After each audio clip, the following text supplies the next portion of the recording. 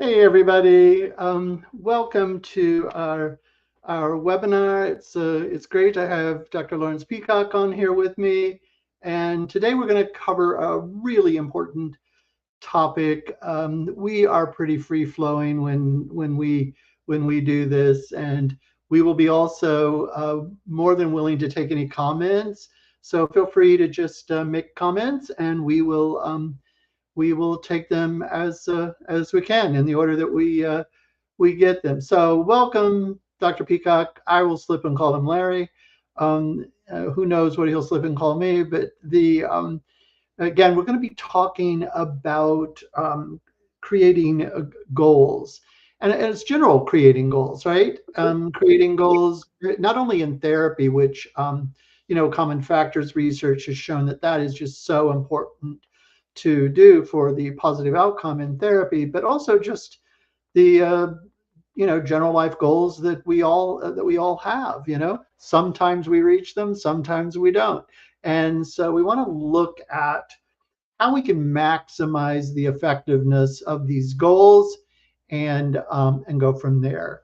I just want to say hi to Adil Ali, who's with us from Pakistan, and it's nice to see you again. It's been months since we did the Zoom with you. So, Dr. Peacock, do you have any words that you'd like to start off with on goals before we jump into making distinctions between approach goals and avoidant goals and all of that other stuff? Um, I do. So I've been thinking about the therapeutic effect of goal setting for a long time. Oftentimes people will come to me and their goal is literally, I don't want to be depressed anymore. Mhm. But what I discovered early on is that when people actually make changes in their life, they have clear specificity of what their life would look like if they weren't depressed. And then once we started really focusing on concrete goal setting, man, I started seeing radical changes. But people come to me all the time, and Dr. Johnson has been in groups and meetings and lectures with me, and he will challenge people by saying to them, if you weren't depressed, what would your life look like? Like, how would I know as somebody sitting on the outside that this is not a depressed individual? And man, that starts really creates massive change in people when they start to have something they're working towards, striving towards. So um, it has real clinical implications. So not just for individual lives, but for people that see us clinically for depression and anxiety, goal setting. Yep. Yeah, and not all goals are the same. A lot of times we think, oh, I just need to create a goal and then my work is done once I articulate that goal. But research has shown consistently that they not all goals are created equally, and there are some that are far more potentially effective than other goals. And so it's okay. I'd like to just jump into one distinction. We won't even have time to cover all the distinctions and goals, but I think probably one of the most important distinctions is between approach goals and avoidant goals, right? And do you want to give it a stab and then I can jump in, Larry? I do. Um, when people think about approach goals, they're the things you're actively striving for, the things that you're hoping to achieve in your life that are adaptive and that can really pull you into a future. And I'll try to get really concrete of what I mean by that. Oftentimes people will come to me and they'll say to me, a goal that we think of as an avoiding goal. I don't want to be anxious anymore. I want to avoid this. I want to avoid that. Instead of saying what they hope to accomplish, what are their tools? So if you're giving a talk, some people say, oh, one of my goals is not to feel anxious. And as Dr. Johnson oftentimes will say, you have to think of every single way in which you could experience this sense of threat or anxiety. But a goal of a talk, an approach goal of a talk is maybe I want to be able to give a talk that I could effectively communicate to at least one person or more. And now that's a goal that you're striving for. So you'll be able to, and then Dr. Johnson will say, how do I know you're effectively communicating with that person? And so now you have some concrete things that you're working towards. So, I'm able to actually reflect back to them their question. I'm able to make good contact, eye contact with them, and actually engage them in a conversation. So during a talk, I'm actually connecting with them. So that's a goal of a talk, and that's an approach goal. But these goals generalize for health goals, for relationship goals, when you start to think and divide them up between what we think of as avoidant goals and approach goals. Before we move on that one, I would like to say one thing, and that is once we form a goal, Mm, the goal that we create actually determines what we're searching for in the environment, mm, right? And so it, in many ways, determines how we're seeing the world. So if I have an approach goal, I want to, directly attain something, right? Then I comb the environment. This is not conscious. I'm combing the environment for ways to attain that. mm. Whereas where I have an avoidant goal, then my brain is focusing for all the ways that I can avoid that, right? So I'm looking for potential threats in the environment. Whereas with an approach goal, I'm looking for potential opportunities in the environment to reach something. So that makes a world of difference. And in fact, research showed that we are using different brain systems in some ways. For this, one would be about different neural processes. Behavioral inhibition or behavioral activation, and so that's a world of difference in terms of not only what we're focusing on, but how we're reacting to our environment. Yep. I like that. Is it okay if I call you Steve today? Yeah, please do. Thank you. I would prefer if you continue to call me Dr. Peacock, though. Um, Good luck with that one. so if if I could just kind of piggyback a little bit on what you were talking about, what I really like is that, and I think a lot of people don't know that the brain, if you were to argue what is one of the primary functions of the brain, primary functions of almost every system of the human body that you could think of, whether it's the immune system, the brain, it's to be able to detect two things in the environment: threat and non-threat. And the human brain is uniquely designed for pattern recognition. And then when we task ourselves, we're able to detect something. Like if I said, Steve, I want you to go into this room and name every blue object you see in that room. You'll become really good. But you also become really good at canceling out information. We cancel out information all the time in the environment. Like sitting in the chair right now, I'm sitting in a chair and I'm largely unaware of the sensations of being in the chair unless I attend to it. And so once you set your goals, your brain is very good at detecting patterns. So if you buy a new car, suddenly you've never seen that car on the street before, really. Maybe. Now you're like, oh wow, everybody has that car. Everybody has that car. So our brains are uniquely designed for pattern recognition around two things: threat and potential resources. And approach goals are the resources in the environment, the resources, the opportunities in the environment. So I like that. Thank you. Yeah, and the other thing that's come up, and I was reading this with some research that Emmons did, whoa, Mm. way back in the '90s when you were a toddler, Larry, and so it was very cool, and that is when um, when we have a goal, it also determines what we're sensitive to. Mm. And having a sensitivity to reward or having a sensitivity to potential punishment or potential negative outcomes, so that if we have approach goals, we're sensitive to achieving rewards within our environment. The environment becomes a very positive place to play in, right, and work in, etc.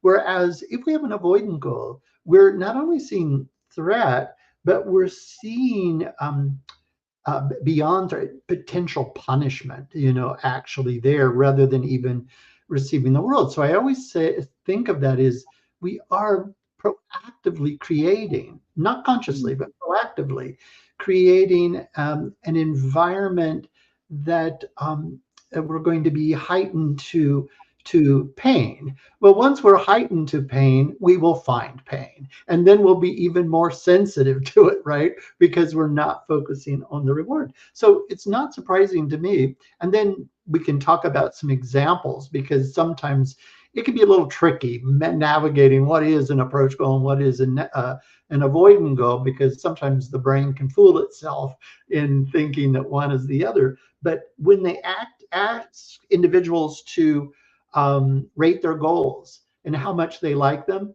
Mm. across the board, people who had approach goal rated them as very high. They really, really liked them. And then people with avoidant goals did not like them so much. It seemed like a lot of work rather than something that would be pleasurable. Well, why would we want to create work? Because sometimes we have goals like, we're depressed and we want to have goals to get out of that. Then, okay, let's create an avoidant goal so that we can experience more potential pain. I don't think that works real well. You know what I mean? And so I like this idea that we already know from our experiences that this is either helpful or not helpful, or desirable or not desirable. Make sense? I think the struggle is that the message we often get from even our healthcare providers is that embedded in some of the goals when you go see your physician is avoiding goals, avoidance of sickness. And so one of the goals is that you avoid disease and sickness. So those are avoidant goals instead of focusing on wellness and health and preventative medicine. And so those become approach goals. And then people will say, so what would be the difference? Like, how would I articulate that differently? So some people will want to lose weight before they have a function coming up, a wedding or something. They want to look good for the wedding. Instead of having an approach goal, it's like, I want to be able to be physically fit so I can, but it's connected to something. So I can be able to participate with my children in hikes and take on challenges. Instead of, I'm really anxious and I need to look good because the world feels scary. And so the goal is, how do I avoid all the foods of the world that could and all of the things that could make me potentially unhealthy, versus thinking of the things, why do you want to be? Why do you want to be? And so what are your goals of health and what are you striving for? And setting those approach goals. And then people, and like you said, and you were leaning into the idea of how exhausting it is when you have avoiding goals. And so that has what classically people call willpower, where they're kind of trying to manage threat and they have this reservoir of limited resources, willpower, versus McGonagall used the term want power. You have approach goals. No. You have this striving, pulling, and you get a reward as you move towards those distant striving goals. So it actually is always this feeding you forward, feeding you forward. So it doesn't really drain you because you're constantly being rewarded for this. And then the other thing you mentioned is that on the outside, you can't tell how a person has, like a person could go to a graduate program or college or medical school, and they could do it for either an avoidant goal. I want to go to medical school because I want my mother to not be upset with me and I can't disappoint her. And so, you're trying to avoid threat. Or you could go to graduate school or medical school for an approach goal. I want to go to medical school. It's not just medical school. It could be another program, but because it's a part of a goal for me to be able to connect with people and help them to be able to articulate and craft a life that's worth living. And then you can do it in any number of different ways, but it's a part of the journey, it's part of the destination, the striving goal versus I have to get into this medical school. I have to because I Yeah. can't upset my mother. And I like what you're saying, because those approach goals are Mm, actually very expansive. The world gets bigger, more connected. Whereas avoidant goals, the world gets smaller and smaller and smaller because you're perceiving more and more threat, more and more punishment out there.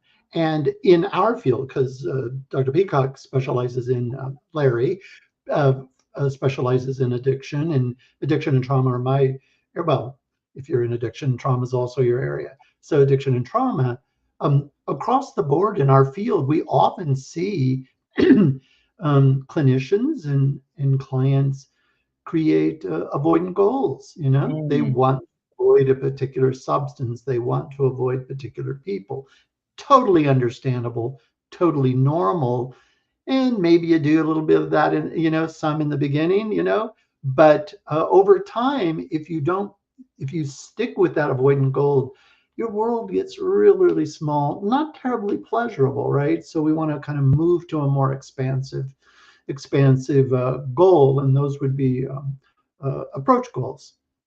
So let me see if I, just to really clarify this, when we're working with people in addiction, is we're really doing our best to be able to help them. We inadvertently reinforce avoidant goals. And Yeah, and we will label because they'll have goals, and we will label those things that they're trying to avoid as triggers. Like, what are your triggers? And then we will come up with answers for how to solve that. And so, what are your coping mechanisms? What are your tools and stuff to avoid the triggers, the things that make you uncomfortable? Instead of shifting their brain from a threat-based model to taking on the challenges, to have the courage to lean into. What are you working on? What are you striving? And then the great thing about approach goals is avoiding goals is, you go for a walk, you run, you listen, you do everything you can to avoid the triggers. Instead of with an approach goal, you actually break it down into bite-sized, manageable distance striving. So what is the least smallest step that you can take towards that goal that you're striving for? And then, man, people get really adaptive. So instead of avoiding, like, I've met people who said, my goal when I was in college to never have to give a talk. Oh, geez, you have to figure out every professor and every class and everything that you can to not give a talk, instead of mastering the tools and skills to be able to be successful and applying it for a distant striving goal, and then breaking it down. What would be the first step of giving a talk? How would you do it? And then, um, man, it's powerful. And then they get a win, and then they gain confidence, and they continue, and then the world shifts from being a place of overwhelming insurmountable threat to now this is a place of accomplishment. And so the difference between avoidance goals and approach goals: avoidance maintains the world is scary. Approach, you develop mastery. Yeah.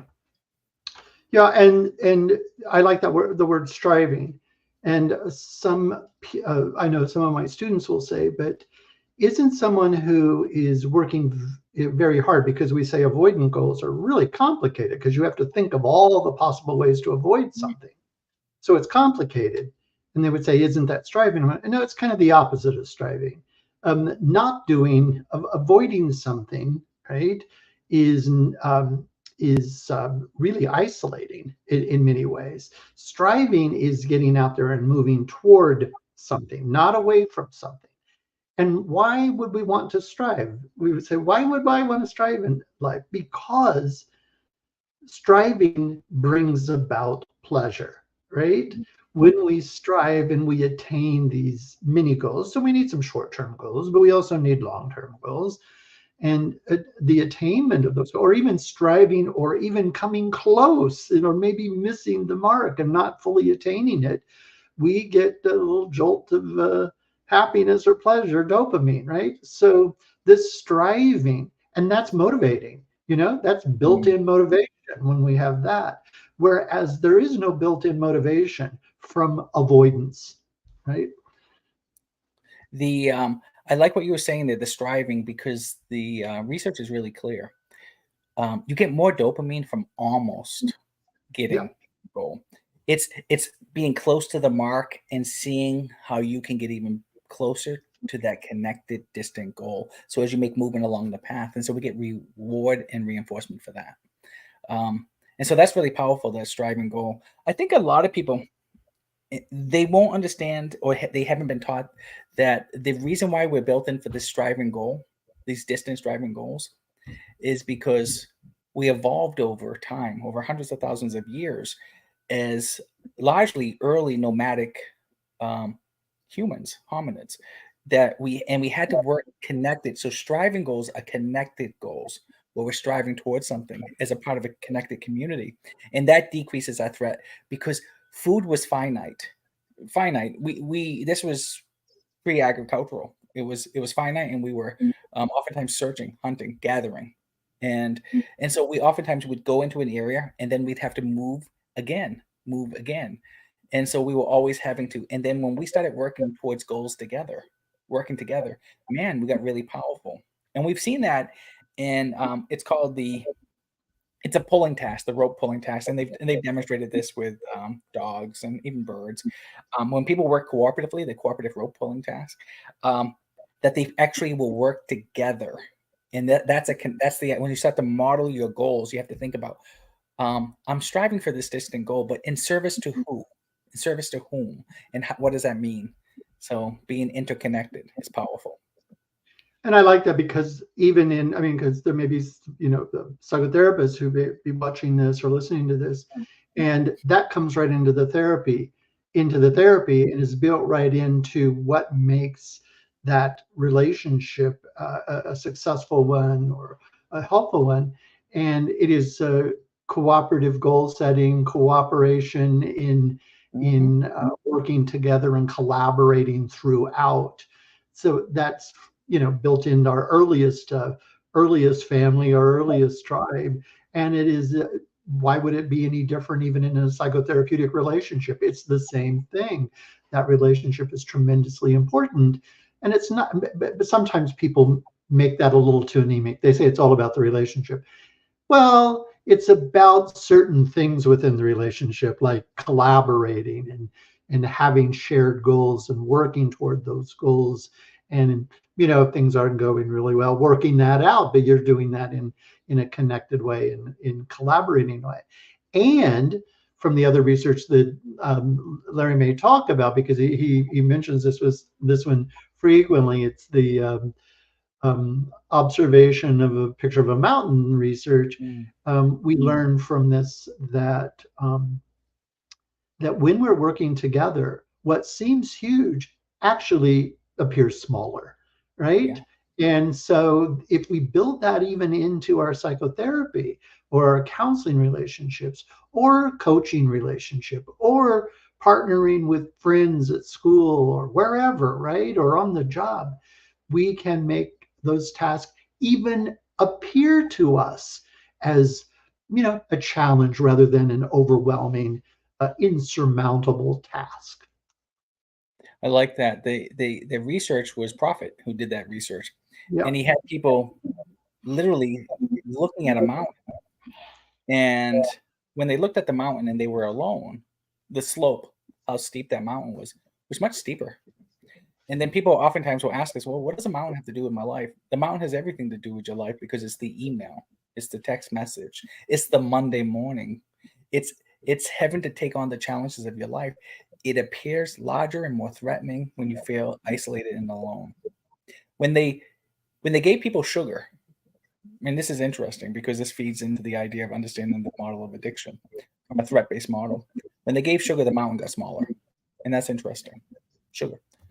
When they gave them a drink that had a non-caloric sweetener added to it, it actually didn't lower the mountain. So sugar itself, and from an evolutionary perspective, that makes sense because it would be readily available source of energy for survival for a threat.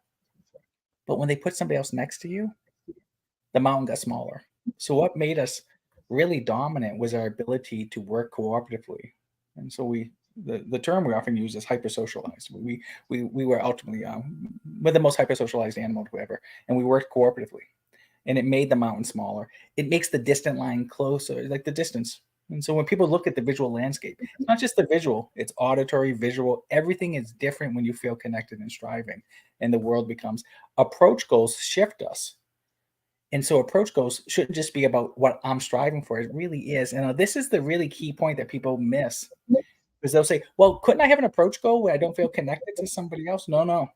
You still have an approach goal connected to somebody else. It's the future self. And that's still an articulated self. That's still a self. So the ability, when we talk about people that can delay gratification, people say, oh, inherent in that person is the ability that, and everybody remembers the classic marshmallow study. But what we found was that we can get people to be able to delay gratification when they have a sense of a connected self. It's a future self. And so when they've done things and they've done like aged photos, and you actually really see yourself as a future self, you'll make better investments. You'll make better choices.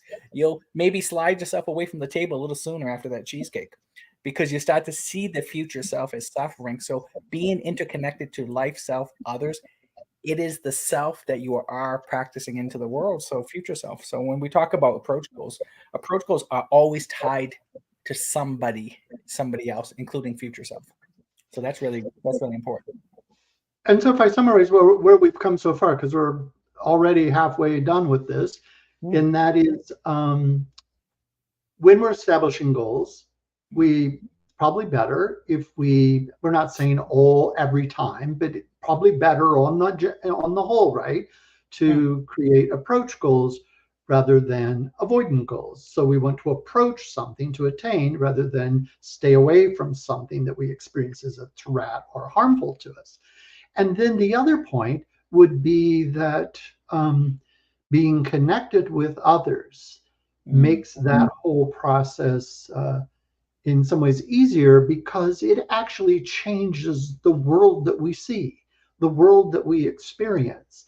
People say, well, does that mean the world changes? Well, I'm not getting into that. I'm a philosopher, but I'm not going to get into that one today. But what we can say is that the world that we see, the world that we perceive, and that's what we react to, right? What we're perceiving, mm. it looks bigger or smaller, and why not have it look more attainable and connect. I did want to add one other thing. Generally when we talk about connection, we are talking about other people, but in that process of connecting throughout history, we have developed other ways that we stay connected. Mm, Um, we have developed rituals, and sometimes engaging in those rituals, help us to be connected. Religions do that, but there are secular rituals, where we participate with each other in ways. Maybe even voting. It may not seem like it, but it's a collective kind of action and things like that. But also, we developed values within the community, right? We valued truth telling, so we could rely upon someone and have safety within our community. We valued collaboration. We valued all kinds of values, justice, and even forgiveness, so that we maintain the integrity of the community. So if we stay connected to others and also connected with what I call kind of the ropes of that connection, those things that add to that, our values, etc. We are actually being connected to others. They may not be in our presence, but we maintain a connection with them across time. I love that. And you just got me thinking about something that we've talked about a lot in the past, the power of ritual. And and why is that important when we're talking about goals? And this is interesting. The research is really clear about this. That so when we think about time, we think about time as chapters, periods, and and that's interesting because oftentimes people will say, for New Year's Day, I'm gonna set, I have all these goals and these resolutions, and it's in so the I've seen different numbers around success, and it's largely not successful. People are not successful, but they're more successful, interestingly enough, with a New Year's resolution than they are with a Tuesday resolution. Tuesday. Hmm. There's something about new beginnings. And rituals allow for new beginnings that have built into it a different set of things. So when you think about a marriage, your patterns of behavior and your goals are different once you go through the ritualistic process. We look at religious traditions, whether it's a baptismal process or a bat mitzvah or any of these things, that you have a change in the pattern of behavior. So when people want to create change, they set goals, but built into the ritual, they have a change in who they are. So they did a study where they had, and they looked, and I get this isn't a randomized controlled study where you assigned a person, but when they looked at kids that went off to community college and stayed at home, their behavior didn't change appreciably from a new beginning from students who went away to college to a university or 4-year college in a different town, that you'll see patterns of behavior change because built into staying at home, going from high school to a junior college, um, the system is already built into place, but there's a new system. And so they actually had greater levels of change in behavior. And that was interesting. So there's something about new beginnings, and building those new beginnings around rituals can oftentimes mark the new beginning of a person, a new beginning of a person. So ritual is a powerful tool. And so I really think about that a lot. So if you're going to create change in your life, and they did a study at UPenn where they, and I can't remember how they did this or what language they used, but they had like people starting, I think it was an exercise program, but they marked it as like the beginning of spring or Thursday or the beginning, and they just changed the language. So this Thursday you're going to start an exercise program, or the start of spring. And there was something about the new beginnings allowed for people to see themselves, and it became more important. So they actually got greater change, so more participation in exercise. So new beginnings. So people oftentimes will set a date, but if it's an important date or a new beginning, a new ritual that we build around it. So that's really interesting. Yeah, and I think that really ties to another thing that actually hits on why most people even come into counseling and why approach goals are so important. My experience, and there you can say yours is different, but I find many of the people that come in want hope because they have this story about the self as trying and failing and trying and failing, and they just want hope. But if you have avoidant goals, you're focusing on failing, you're focusing on non-attainment, right? And so if you want hope, one of the better ways to do it is to maintain those approach goals and be connected with others. And if you think about it, a lot of the ancient literature that we read, the Odyssey and the Iliad, etc., were stories of great journeys against great odds. And, Odysseus didn't do that alone. He had a whole group of guys on a ship that he was dealing with, right? Who were helping in this process. They were collectively going through that. And he had this goal to go home and to be reconnected with his family and his wife, etc., right? And so he goes through all of those challenges, kind of like what all of us do, going through the week and having a job, and that's our journey, fighting the highway, etc. Right? And but the having an approach goal and focusing, having a predisposition to see attainment and goals and getting that shot of dopamine right along with your shot of coffee will be a great way to maintain hope. And we have stories that help back that up, stories of hope. And I like the new beginning. It's like, experience a new you and have a new beginning. It's kind of, what is this about? It's about a hope of a different self, a hope of a different way of being in the world and connecting with others. It's interesting because if we think about the ritual, it reminds you of the hero's journey, the call, and the call is the invitation. And so taking on a new challenge, ritualistically defined, that's the invitation. And the arc of the hero's journey was really about learning to strive for a distant goal. It was never the object. It was never the thing that they would go for, the thing that would rescue them from threat. And they realized it was the transformation of self. The hero's journey is the transformation of self. So we talk about Rocky sometimes because Rocky was the classic example of the hero's journey. At the end of it, he didn't win in the heavyweight championship belt, but he was like, "Yo, Adrian, we did it."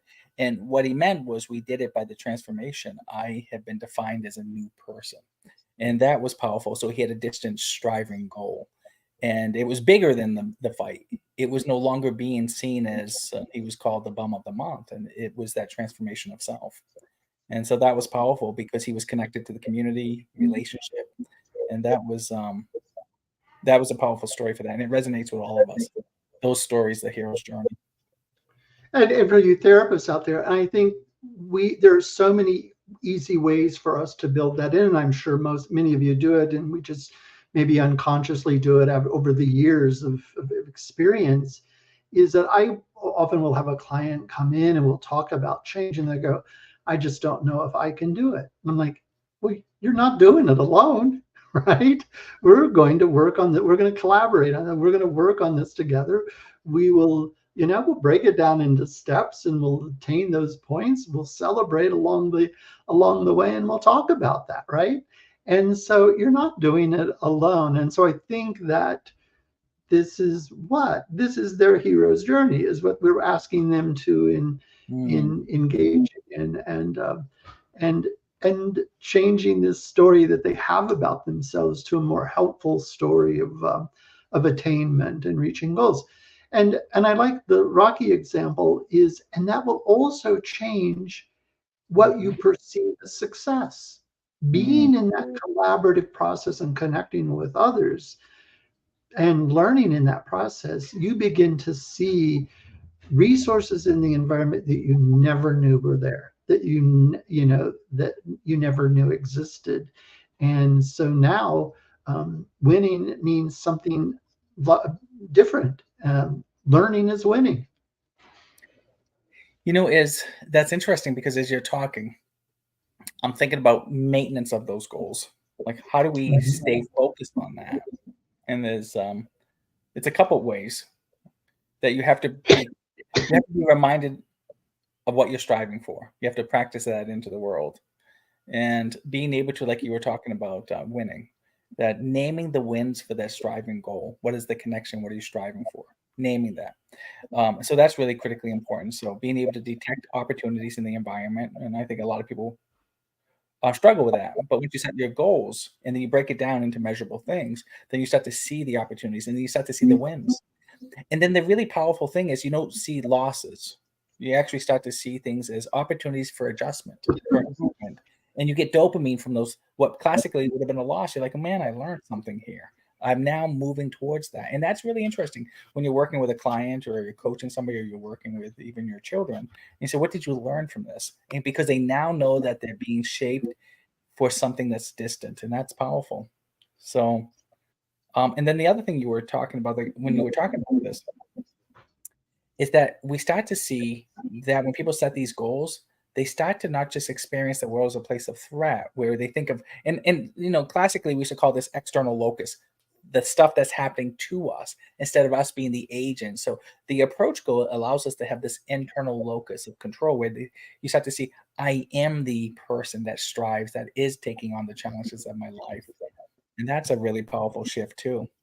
And then I remember back maybe 15, 20 years ago when people were talking a lot about positive psychology and they were talking about a growth mindset. But approach goals really does lock you in on that growth mindset instead of that threat-based poverty mindset. So these goals are powerful. Uh, you know, uh, uh, Absolutely. Sam Harris, a great guy that he does a fantastic job of explaining and Mhm. educating individuals about acceptance and commitment therapy. Gives an example of a family that's going on vacation to like Disney World. And it's mom, dad, and two boys, right? And the boys have different goals, and the older boy wants to just get to Disney World, right? The other Mm. boy wants to be with the family and enjoy this whole process, this journey. And just so happens, if I've got the story right, forgive me if I've messed it up, but he is that they have trouble with the car. So the car Mhm. kind of breaks down and it's being serviced and they're staying in a hotel. Well, the boy whose goal is non-interactive, just reaching this, um, you know, uh, Disney World, uh, is upset. He's angry because they failed. They failed to reach the goal. The boy who was connected with the others and was enjoying that connection. We didn't fail. We stayed connected. We're in a hotel, together, etc.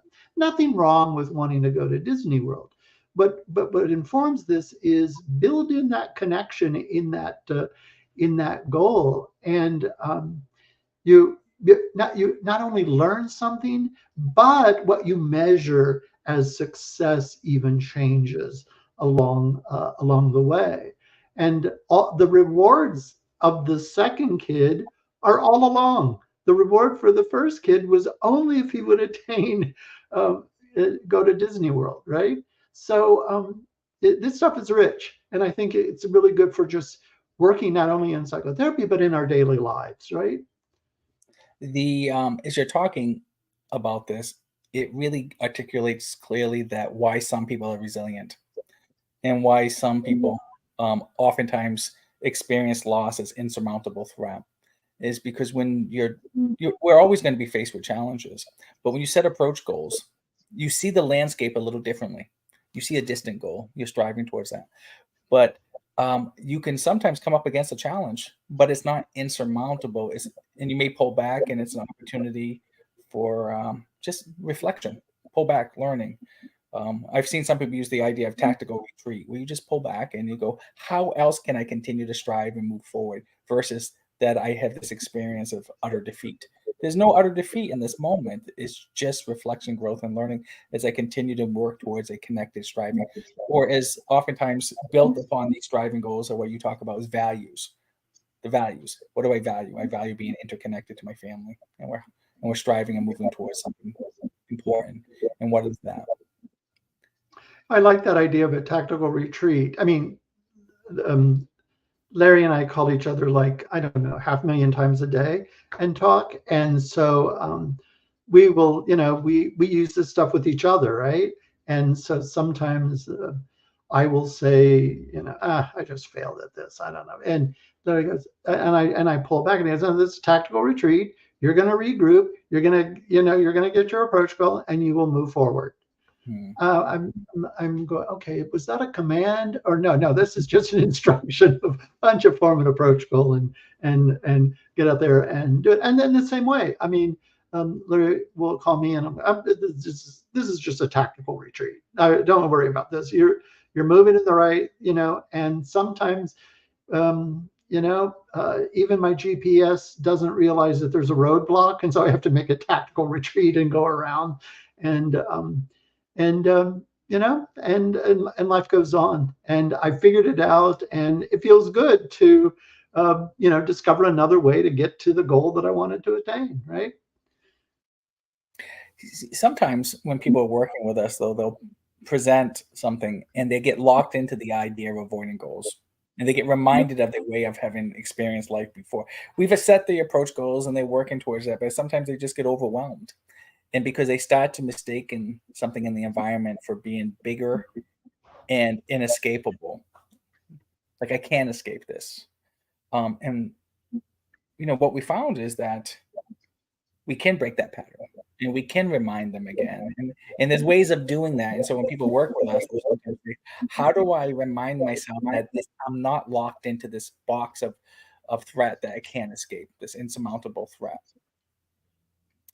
And so one of the techniques, and I've always, and you've done it, you do it to me, Steve, when I feel overwhelmed sometimes, if I call you up and you're like, you'll remind me like you've had bigger challenges in your life. And that's a powerful technique to see that I've overcome difficulties in my life and I can continue to move forward towards this goal. So just simply reminding me, Larry, when have you faced something bigger than this? And then when I name the things I have faced that are bigger, and then you'll ask me, is this mountain or is this challenge bigger than the mountains that you've scaled before? And it's not. And that's a powerful technique that works a lot for me. Yeah, I like that. That's in the Odyssey itself. You remember? Odysseus wants to get, to where he lives, and because he knows all these guys are going to be trying to steal his wife away from him, and so while he's gone, and of course he has to go through this real dangerous passage between Scylla and Charybdis, a rock and a hard place, we would call it. And then he encounters a cyclops. This is really huge. So by the time he gets back to Ithaca, right, fighting off the suitors was easy. Once you take the cyclops, once you face the cyclops, and you survive being between a rock and a hard place, fighting the suitors, fighting those guys is easier. And that's it. He had transformed into a better version of himself. Mm. The, the, the, the power of adversity to shape us and prepare us with tools and weapons for the future. And that's important for us to remember. Um, and the interesting thing is when people start to set these goals, they have accomplished approach goals in their past, and they've been really successful in their past. Oftentimes, those stories are hidden, and getting them to go back and reflect upon those stories in the past and discovering that part of themselves, that narrative of self, that there is a person that does take on goals, that does strive, that doesn't see the world always as insurmountable. Unfortunately, a lot of people live with a dominant narrative of threat.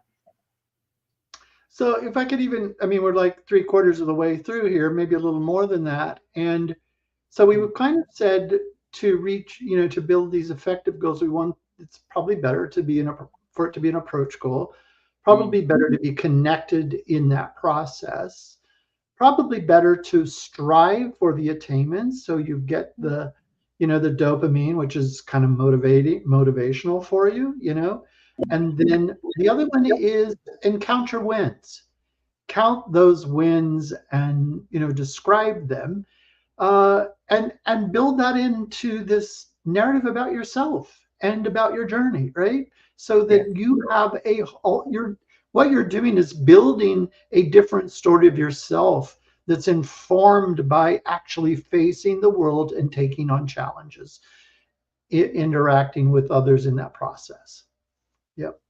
Any other factor that we can think of that would be helpful then? I mean, yeah, one, of course, reward yourself in this process, and do that. I mean, you know how I reward myself. I go off and get a Reuben sandwich, or something like that, or or a bagel, maybe something a little bit lower caloric than mine, or not as carb filled, but So it's a celebration. you if you get really explicit about the things you've accomplished and tie it to the wins of your day and reward yourself, because oftentimes we're sitting at the end of the day and we miss out on the effort and the accomplishments that we've had that got us the stuff in our, whether it's even eating dinner. And so before you actually even eat your dinner, name the wins of your day. What were the things that you did that you accomplished that allow you to be present to have this meal today? And so when people start to see that, because people mindlessly eat their food with no space of real gratitude. And when they start to actually tie the things of the day, whether it's even taking a warm shower, when you start to actually say, I've earned this because of, and you name the things you've accomplished and you get really explicit. So you start to actually make that link. I see people suffering because they're blind to the things that they've been rewarded with. And I remind them all the time. So tell me about your day. What have you experienced? What have you achieved? What have you done to allow yourself to have these things in your life? And living in that space of gratitude, tying that to the wins of the day is really a powerful technique that most people are blind to. And they have all of these rewards that sit around them. That's not actually linked. It used to be very clearly linked. We would hunt and we would gather and eat. But now we do all of this abstract stuff. Like this talk right here is relatively abstract and separated from our dinner. But tonight, before I eat my dinner, I'm not going to say I thank you, Steve, but I'm going to think about I might, unless you're cooking for me. But but I've earned the food of the day. I've earned it. Our brain is designed to get reward from effort, and when we earn the things of the day, it's powerful. So that's something I think about a lot. I've built it into my courses now, Larry. It's at the very end, we always have a time together in the last lecture, and we spend time talking about what was the biggest challenge and how do we Mm. feel about having accomplished it. But the other one was, and what did we learn from each person? So every student names what they want, what they learned from each of the other students in there. So it's always several people are crying, and they really appreciate that being collaborating with each other was a win for many of them, and it was quite touching when that was named. I I love that. And then I also want to go back and revisit one thing that really made the difference in the work. You and I were in a group the other day doing some work and we were reminded of this again. The specificity around the goals matter too. When somebody says, "Oh, I want to be healthy," I want to be. How would I know that you are? How would I know? Like when you say, like I want to be a good father. What would I see if I was the omniscient view? If I was looking down, how would I know this? And so getting people really clear when people say they want to be healthy. So what would your life look like if you were really healthy? Um, well, I would be doing ballroom dance 3 days a week, and I would be able to go for hikes, and I would be and get real specificity in the life that you'd be living. So when people come to us and say, "I don't want to be depressed, I don't want to be anxious," if you lived a world in which you didn't have those avoiding goals, depression, and anxiety, what would be the opposite of it? And then you get really clear. Well, I would be excited and engaged in my life. If you were excited and engaged in your life, now we've got a distant goal. What would it look like along that journey?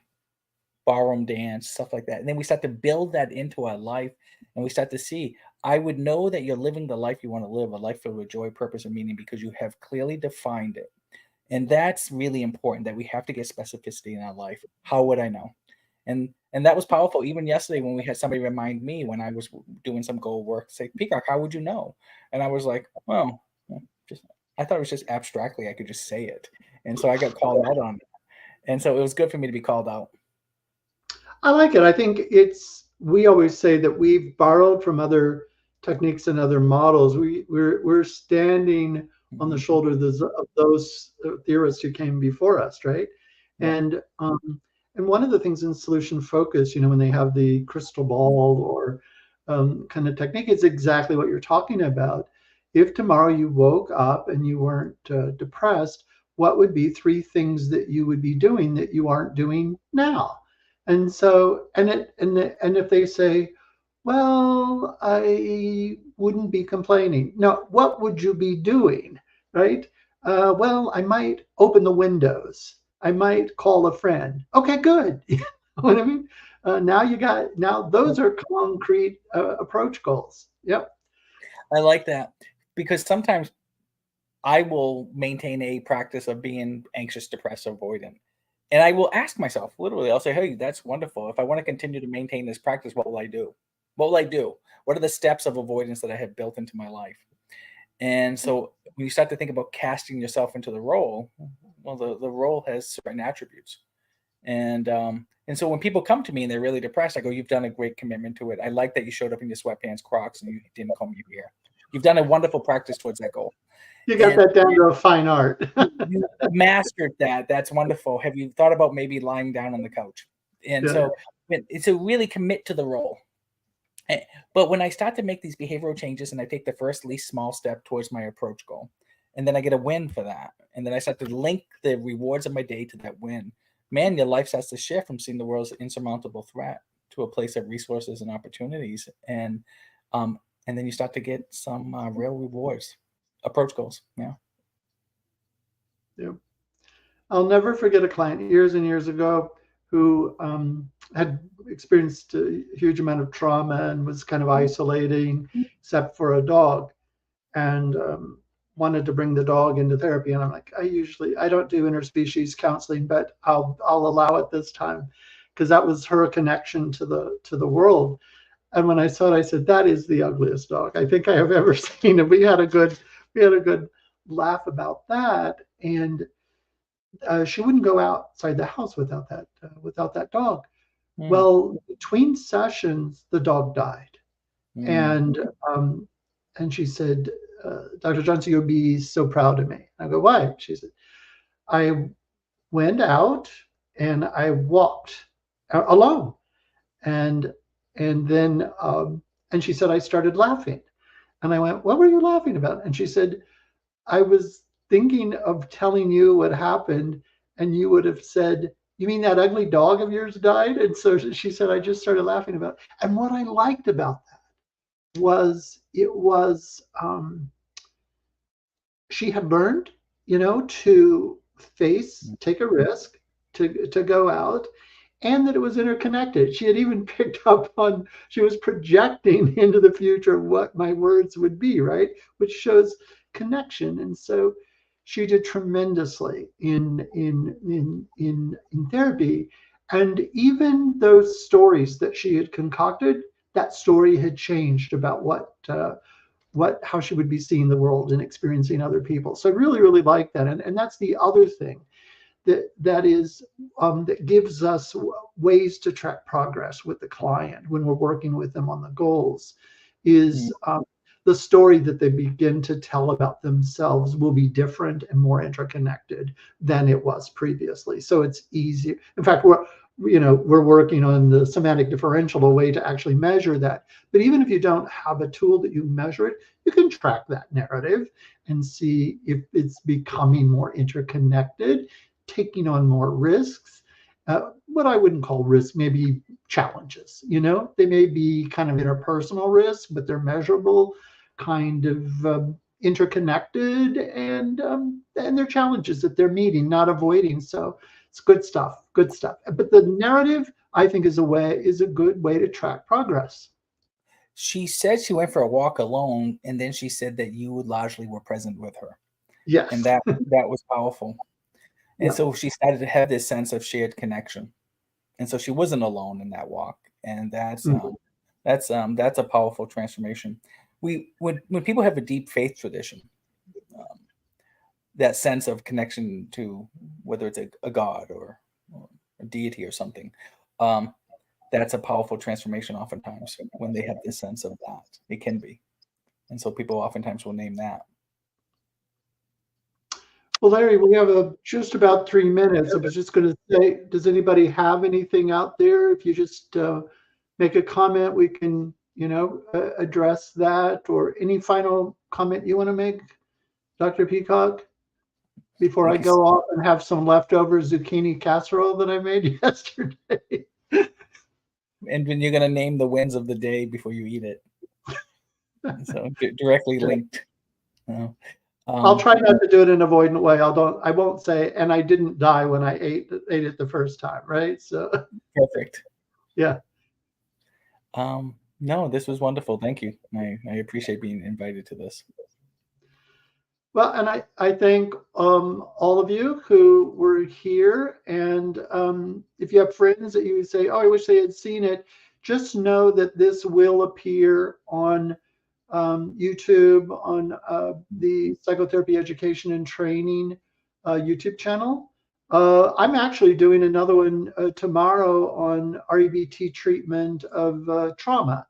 If you're around and you can stand putting up with me for 2 days in a row, that would be really, really helpful. And Dr. Peacock and I are going to be doing others on different kinds of topics, and even some on the edge about things you wouldn't even be thinking about there. So thanks so much, Larry, for taking some time off. I know you got to get off and do something right now, but have a great day and say hello to your family for me. All right. Thank you, Steve. Take care. Bye. Bye-bye. Bye-bye, everybody.